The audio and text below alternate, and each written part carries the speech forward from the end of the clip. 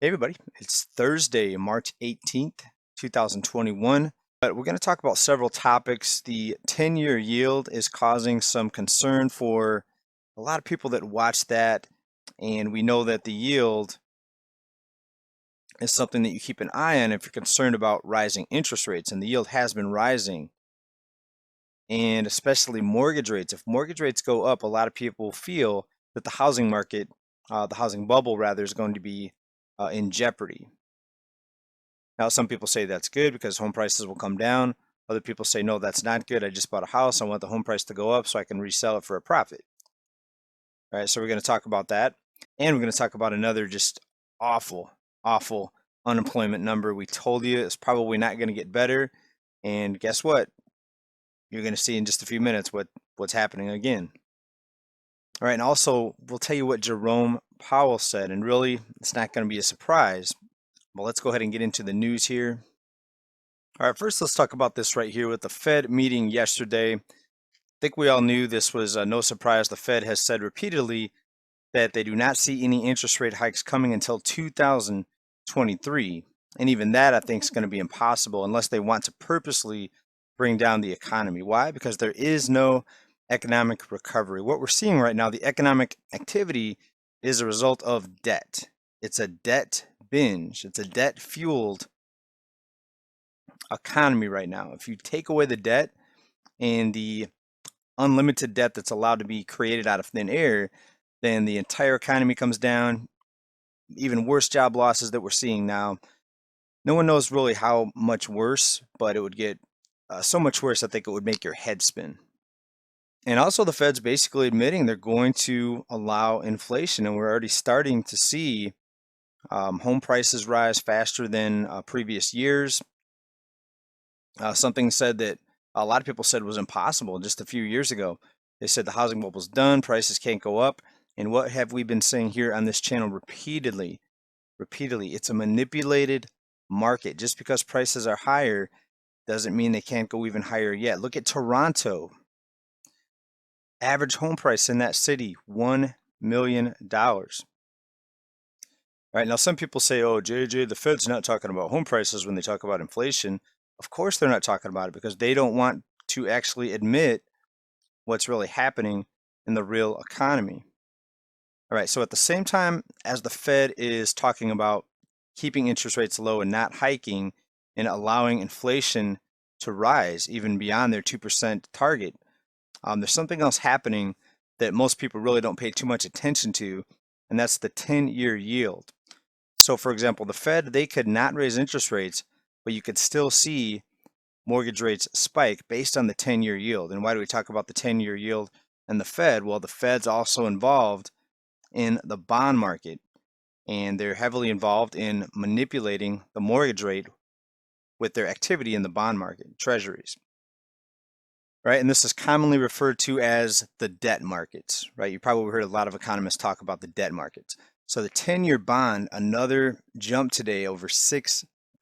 So let's take a look. Are we in the danger zone? Is the housing market, the housing bubble at risk? Let's take a look at it here.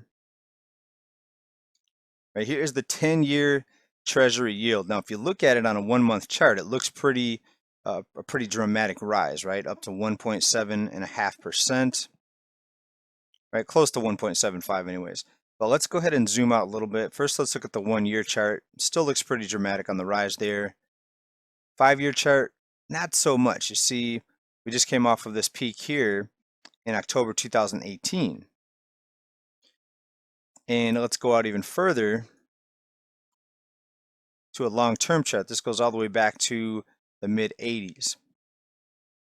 Right, so as you can see, it's nothing that's that abnormal here as far as the rise. Now, back here, before the housing bubble went bust and the financial crisis, we did see an extended period where the 10-year yield was up around 4.5%.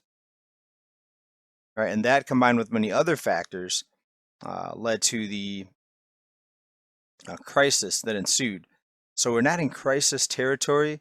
Let's draw a quick trend line and I'll tell you exactly where to start really being concerned that this market could be at a turning point. So now let's go ahead and draw a trend line along the peaks here of this 10-year yield, and we'll see how close we may be to being in the danger zone as far as the 10-year yield. All right, so we're not too far off. I would say a bit over 2%, we're likely to see some noticeable changes in the debt markets when it comes to lending and especially mortgage rates. All right, now keep in mind, even if the Fed were to come out and let these markets drop, they would not say that. They wouldn't come out and say, oh yeah, by the way, we're going to raise interest rates and we're going to try to bring the markets down. Of course not. They are manipulative, but they're not idiots. Okay, so starting at about 2.25, 2.5 10-year yield, I would start really watching the markets and ramping up your preparations. Now, speaking of that range there, 2.25%, Wells Fargo is out there predicting the yield could reach 2.25% this year. All right, so what's going to happen if it hits 2.25 or even 2.5%? Well, it depends. It depends on how long it stays there, if the Fed allows it to stay there, or two, if it keeps rising. If it keeps rising or stays above those ranges, then you're going to start seeing, in my opinion, a big downfall of these markets. And when I say extended period, I don't mean a month. I mean for several months, 6 months or more. Will the Fed let that happen? It's anybody's guess. I don't work for the Fed. But what we can do is take a look at the evidence that's in front of us, charts, data, etc. Now let's talk about the unemployment number. And most of you are not going to be surprised, even though the headline, it's another shocking number that came out this week. Are you guys ready? I think you knew this was coming.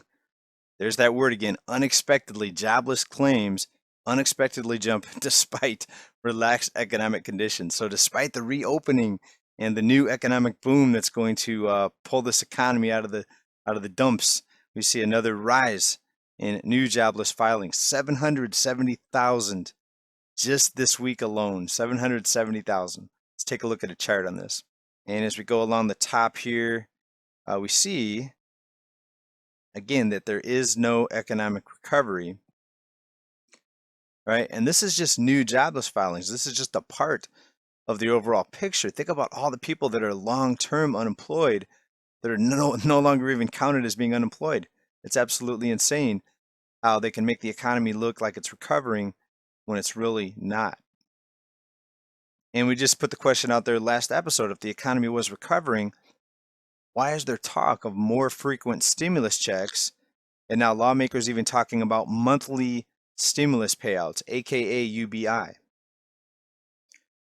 right, this economy is in big trouble, folks, and you need to be preparing. If you have income today, if you have a job, consider yourself blessed, because things can go from bad to worse in just a minute.